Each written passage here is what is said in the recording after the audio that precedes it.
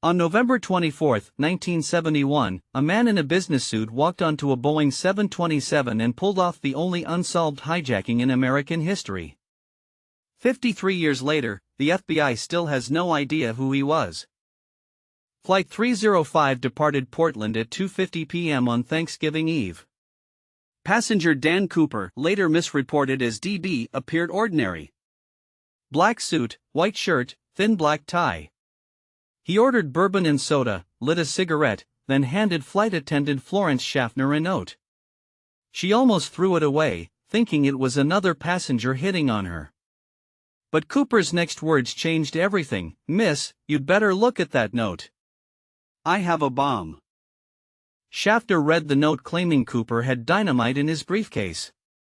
He calmly opened it, revealing red cylinders, wires, and a battery.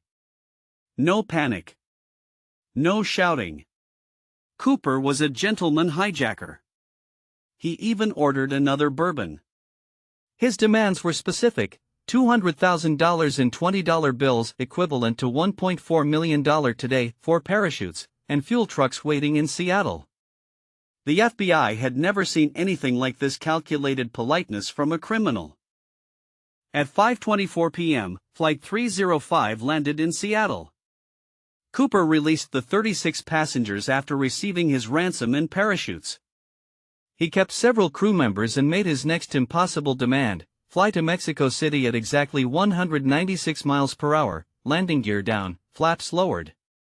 These weren't random numbers. Cooper knew aviation.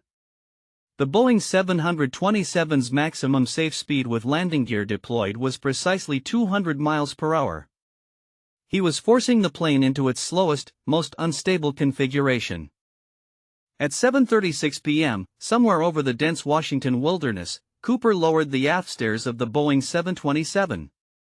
Rain poured. Winds reached 80 miles per hour. Temperature, 7 degrees below zero. Wearing only his business suit, Cooper tied the money bag around his waist and jumped into a November storm that professional skydivers called unsurvivable. The crew felt the plane's tail bounce upward. Cooper was gone. But this was just the beginning of the mystery. The FBI launched one of the longest investigations in its history. They interviewed hundreds of suspects, analyzed 60,000 tips, and spent 45 years searching.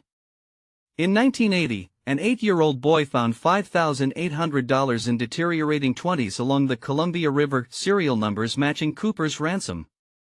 It was the only confirmed physical evidence ever recovered. No body. No parachute. No other money. The bills raised more questions than answers about Cooper's fate.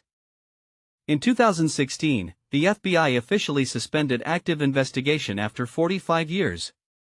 Over 1,000 suspects were eliminated, including Robert Rackstraw, Kenneth Christensen, and Richard Floyd McCoy. Cooper's true identity died with him, if he died at all. Some experts believe he survived. Others insist the jump was suicide. The FBI maintains Cooper likely didn't survive, but they've been wrong before. The legend of D.B. Cooper proves that sometimes, the perfect crime isn't just possible, it's unforgettable. D.B. Cooper didn't just hijack a plane, he hijacked our imagination, becoming the only criminal in American history to completely vanish into thin air with the perfect crime.